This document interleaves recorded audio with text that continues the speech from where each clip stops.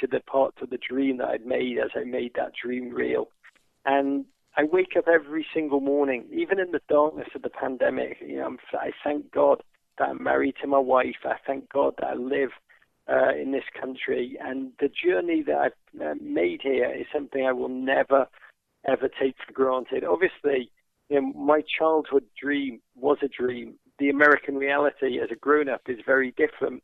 But I am madly in love with this country and wanted to write a love letter at a time when I felt the country really needed one. And like any love, anyone who's in a love relationship, love is something you have to work at. It's something you have to work incredibly hard at. It's never something you can take for granted. And the epigraph of the book is the great poet, the great American poet Langston Hughes, who wrote, "Oh, let America be America again, the land that never has been yet, and yet must be." And I believe that absolutely deeply and offer this book in that humble spirit. To that end, you have raised 4 children in this country. What has it been like for you, having them grow up in the country that you yearn to come to so much?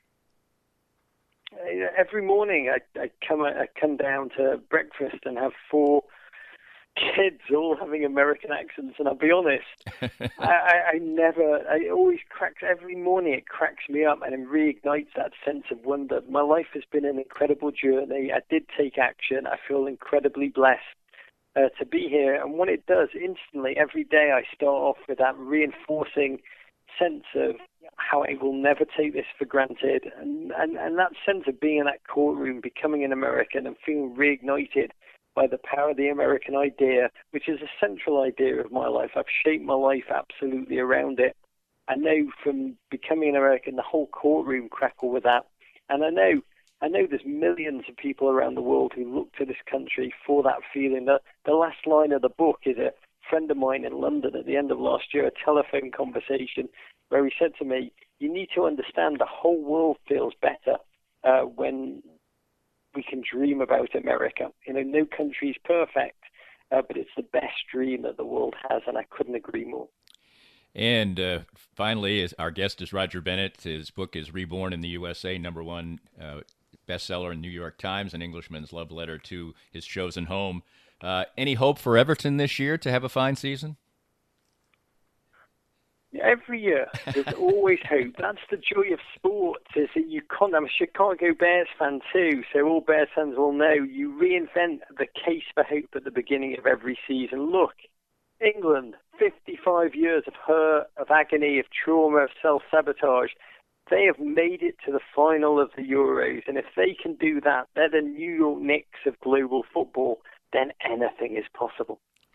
And finally, how can people access the book? I'm sure all the usual ways. It's a fantastic book. I can highly recommend it. It's a lot of fun. There's a lot of pathos. It's beautifully written, and anybody who likes Roger's work will certainly not be surprised by that. But how do people get access to the book?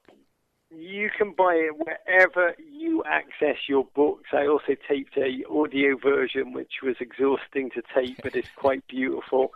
And I just say, support your indie bookstores, America. They need it incredibly badly right now. But thank you for your support of this book. Just seeing it rise to the extent it has is one of the most humbling experiences of my life, Danny.